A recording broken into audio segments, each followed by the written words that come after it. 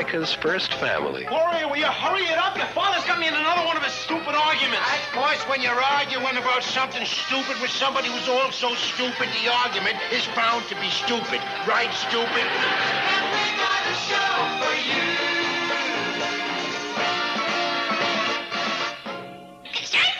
All in the Family. From Television City in Hollywood. Boy, the way Glenn Miller played.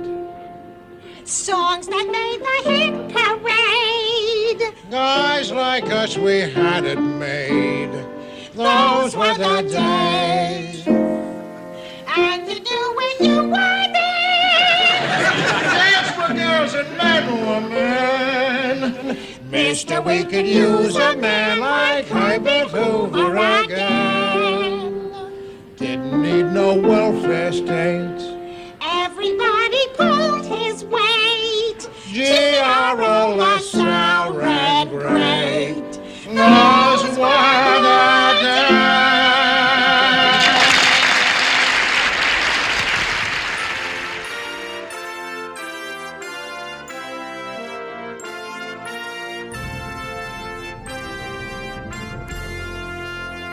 Sitcom, all ye faithful, a Christmas podcast special where I discuss 25 Christmas sitcom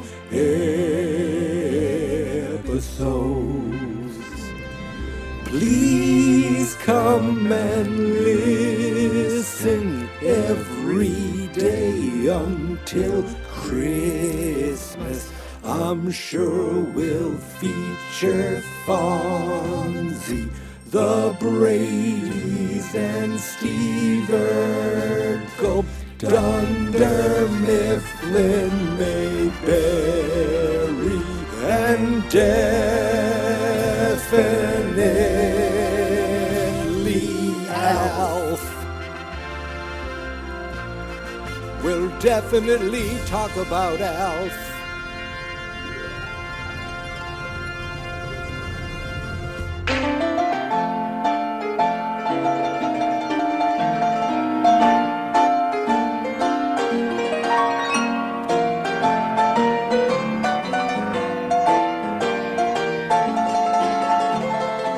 All in the Family was recorded on tape before a live audience. Happy Friday, everybody, and welcome back to Sitcom, All Ye Faithful. I watch a lot of TV, and today I watched Season 2, Episode 13 of All in the Family, entitled Christmas Day at the Bunkers. Even though IMDb calls it Christmas Day at the Bunkers with an apostrophe, where I watched it and everywhere else I saw, it's just the Bunkers, plural, not plural possessive. This aired on December 14th, 1971. My parents were just newlyweds, just young lovers, just getting ready to take on the world. This was almost 2 years before my brother was even born, and 5 years before I was birthed from my mother. It's been, so this is over 50, this is 50 years old. Oh my God, wait a minute. This is 50 years old in 2 days. This aired 50 years ago, 3 days, I should say, on Tuesday. Wow, that's wild. 50, it's weird. I'm at that age now where 50 years ago is like all of a sudden, like, my brother's going to be 50 soon. I have friends that are 50. 50 years feels like old, like, oh, that's 50 years ago. But now you're going to start seeing things happen in your lifetime, and you're like, oh, that's almost 50 years ago. It's just like the 70s didn't feel that long ago, and they are. Oh, they are. All in the Family is one of those shows where I remember it just being on in reruns. Like, I don't remember it, ever being there first run, even though I think I was alive during some of it. I remember it being on in the kitchen, like reruns during the day. We had one of those TVs where, you know, the old-fashioned UHF, thum, thum, thum, and then, oh no, that's the VHF, and then UHF was, you know, turning the dials. You know what I'm talking about. This would be on TV 38 or Channel 50 in the middle of on a Saturday. And I don't think I ever, early on, didn't appreciate it. And also what I think about is my friend Ryan growing up, his brother coming home, his brother Darren, he had older brothers. He'd come in and be like, I'm taking over the TV. And boom, he'd put on All in the Family. And I remember being like, what is this? This isn't Who's the Boss? What are we watching here? But I remember, I feel like that was my first exposure to it and laughing at it and understanding like this was a funny guy. And like what I really like about All in the Family and Archie Bunker is that Archie is like, he's playing this character that is like, I don't want to say dim-witted, but he's like bigoted, but he's not a like mean-spirited bigot. He's almost like a, hey, you know, he mentions, you know, that Santa, well, of course, everyone knows Santa's white and everyone knows that Jesus is white. That's obviously the way it is. Like, he's not hurtful or mean-spirited or he's just close-minded and a little, you know, just in, like, I can't think of the quiet word. He's not that bright about it. Like, he's very unsmartish about it. You know what I mean? Anyway, it's Christmas Day at the Bunkers, and you know, they're eating at the beginning, and they realize, you know, it doesn't really feel like Christmas, and he's like, hey, what do you mean? It doesn't feel like Christmas? Yeah, hey, what do you mean, meathead? And well, first it was Edith. She's like sighing. He's like, what are you doing there, sighing there, Edith? What are you doing there, Dingbat? She's Dingbat, right? I mean, it's me. When you think about the names he's calling people, hey, will you stifle it? But it's, and I just watched it. I watched it on IMDb TV, which is Amazon's free streaming version. Like, they bought IMDb because they buy everything, and they turn IMDb TV into something that I guess has some reputable, like, actual things. There were a couple commercial breaks, but not too bad. So Edith is sighing, and Archie's like, why are you sighing? She says, it doesn't feel like Christmas Day. And Michael Stivick's like, you're right, Ma, it doesn't feel like Christmas Day because of the commercialization, and they're taking over the Christmas, and everyone just wants you to, the fat cats on Wall Street. He's like, yeah, you're right, Ma. And she's like, did I think that? So, and Archie's not in a great mood because they weren't giving out Christmas bonuses this year.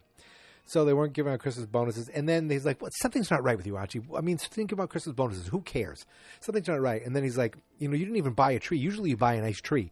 It's this little Christmas branch. It's like 2 feet tall on the ground. And they're hanging out and they're talking about the gifts. He's like, you know, you got us his and her handkerchiefs. And Edith's like, I loved the hers handkerchief you got me. Thank you. And they got him these little cigars with, he's like, if I want to feel tobacco in my teeth, not this little whistle, this little pin whistle. I'm going to be blowing smoke up my nose. And he's like, you shouldn't make fun of our gifts. You know, we thought we'd get you something you'd like. And he was saying, oh, I loved Christmas when I was a kid. Michael's saying this. I would be under the big tree. We'd get a tree from Ontario. And then Archie goes, what are you talking about? Why would you mention Ontario? Why would you say that? He's like, what are you talking? He goes, you told them, Edith, didn't you? He's like, I didn't tell them anything. He's like, we don't know what you're talking about. So he's freaking out like, what did you tell them about Ontario? And he goes, we don't know what you're talking about. And he goes, how was I supposed to know there was a difference between Ontario? There was a place in London, England and London, Ontario. And you come to find out that at work he sent a shipment to a wrong place. He's like, you know, big deal. That's so stupid. You know, that who would think of having 2 places with the same name? And Michael's like, well, of course there are 2 places with the same name. He mentioned someplace in Russia. And then Gloria says, you know, and there's Manchester, England, and Manchester, New York, Manchester, New Hampshire. She didn't say that. She said something else, I think. But that's what I think of. And Edith goes, and there's New York and New York. Edith, will you stifle it? That wasn't good at all. Edith, hey. I can't do it. Anyway, he's like, hey, Edith, will you stifle it? That was all right. So he's upset. He's just not in the Christmas mood. Then they have Christmas people coming over, singing on the front steps, carolers. He's like, get these kids out of here. And Edith gives them a little something. Oh, you're so cute. You're so wonderful. And then the milkman comes over. And he's like, what do you want there, milkman? He says, how you doing, Archie? Good. You're not delivering milk here on Christmas? No, but I did deliver it the other day. Well, they left the money with the neighbor. Didn't you get the money? He's like, oh, yeah, I got that money. Well, then what are you looking there for? And he's like, he was looking for a tip. He came for his Christmas gift that he got last year, which it's a little presumptuous for the milkman to come over on Christmas Day and be like, hey, where's my Christmas gift? Maybe you didn't get one, milkman. Do your job. Okay, you got paid for your job. There you go. And Archie's like, you coming here for this? And he goes, well, I figured since your business was giving such big bonuses, given the Christmas bonuses this year. He's like, they didn't give no Christmas bonus. That's not what your neighbor said. He got his wife a nice new vacuum. And he goes, I'm not looking for handouts, just the same thing you gave me last year. I'm like, whoa, that's a little dicky. Phil and Edith is like, oh, I'll get you in, gets the gift and gives it to him. And he leaves. And then in this episode, I was so on Archie's side when the Stivicks were such a-holes. They're like, what's this? The neighbor got a Christmas bonus? He's like, yeah, I don't know what he's talking about. They got it wrong. There's no Christmas bonus. He's like, Archie, he probably, he got himself a nice Christmas bonus to get Christmas gifts and probably has a nice tree. So he's counting his father-in-law's money while he's living in his house. He's saying, why didn't you get a nice tree? Where's your Christmas bonus? And Gloria's like, and she's probably enjoying the nice vacuum. And he's like, will you stop it? And, and Edith comes over and goes, if your father said he didn't get a Christmas bonus, he didn't get a Christmas bonus. Okay? And you could see that she knows something's going on. Read the goddamn room, Stivicks, like, meathead, you meathead. This episode would make me hate them. Like, it's always the, he's the antithesis of Archie. That's the whole point. But this episode made me really dislike them. So then the doorbell rings, and Archie's like, oh, I'm going to send these people away. And it's the Jeffersons. So he sees Henry Jefferson. Now, there's no George Jefferson. And they're like, where's George? Oh, he's home enjoying our TV. And you could see the TV we got him. And you could see Archie's like, a little upset about that. That, like, he couldn't get his family something nice. So I remember when they did the remake of, not the remake, the Live in Front of Your Studio Audience, they mentioned Henry Jefferson. I don't remember this guy. And I'm thinking, was George not on the show yet? Was it always Uncle Henry that was there? And Louise, what was she called? Wheezy? I don't know. I just don't know the history of it all. I knew the Jeffersons came from this. This show had 4 spinoffs, sort of. Wait a minute. It had the Jeffersons. And then it had the Stivicks. Did they actually have their own spinoff? No, it was called Gloria. Then there was Maude, and then there's Maude. And then on the Jefferson, on Maude, there was Florida Evans, right? And then she went on to have her own show, Good Times. So it was a spinoff of a spinoff. But I thought there was, then there's Archie's Place, which was kind of its own show. And then there was a show called Checking In, an American sitcom that spun off from the Jeffersons. It only had 4 episodes. Yikes. Zoinks. Who the hell was in with Marla Gibbs from 227 and the Jeffersons? So they gave Marla her own show. Interesting.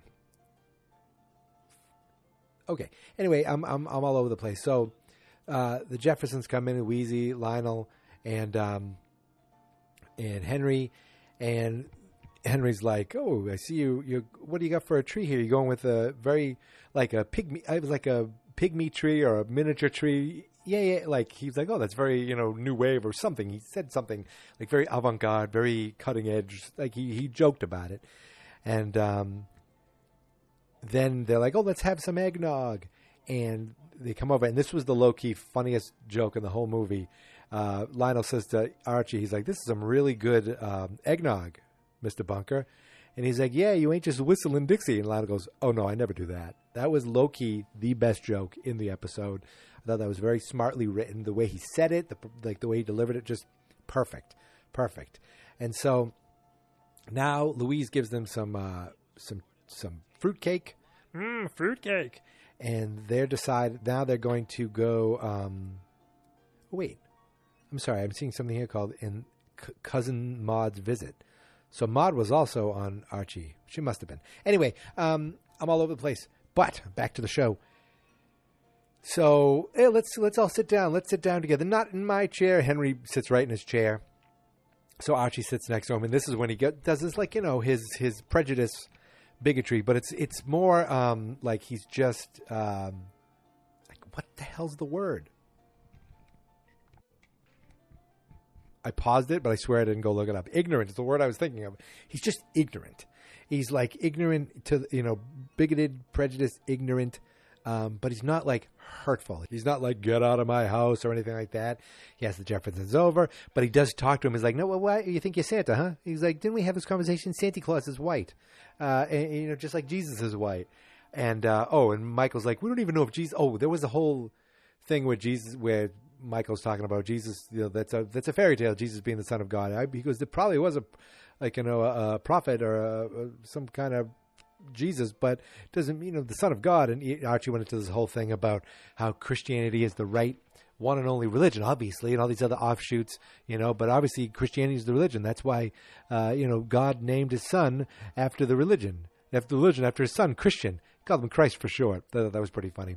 But then later when he's talking to Henry, he says how Jesus is white and Santa's white. Obviously, he goes, he's white with a white beard. And Lionel's like, I told you that he'd bring it up. And Henry Jefferson goes, that's ridiculous. I would look stupid with a white beard, which was funny. And then he goes, well, a Bunker, you know what? The man who put toys in my stocking growing up was black. He's like, well, what are you talking about? And they're just arguing, but it's all like, it's kind of harmless. And you could see that Henry enjoys goading him. So then the Jeffersons all leave because they're going down to help out at like a youth center or something. And Michael and Gloria go with them. Good, because they're annoying me. Later, though, they were kissing under the mistletoe, like really, like tonguing. It was disgusting. So they leave, and Henry goes over and looks at Archie. Goes, "Oh, Bunker," and he holds up a peace sign. And then they all leave, and Archie's sitting with Edith, and he's like, yeah, what is he got to be dressed up like Santa like that for, and throwing me a pinko peace sign, She's like, oh, I didn't know peace was pinko. And he's like, oh, read it, to stifle it. And then, he's like, I want to thank you before. He's like, well, for understanding about your not getting the Christmas bonus. Oh, will you ever let me finish? Oh, I just figured you didn't get the Christmas bonus because of the mistake you made. He's like, well, I didn't get the Christmas bonus because of the mistake I made. And they probably kept the Christmas bonus as a fine. And they kept the Christmas bonus as a fine. She's like, that's okay. And, he's like, you could see she understands him and he gets it. And there was like a nice little moment for that. Then the end of the episode, it comes back, and the Stivicks come back, and they said how they had a nice time, helping out with the kids. Where's Archie? Always upstairs, but he's feeling a lot better. Michael sits down in Archie's chair. They're coming downstairs. He's like, deck the halls with boughs of holly, fa la la la la la la la. Get out of my chair, meathead. And that's the end of the episode. Christmas Day at the Bunkers. You got all your classic, Archie being bigoted and ignorant, and the Jeffersons like poking fun at him.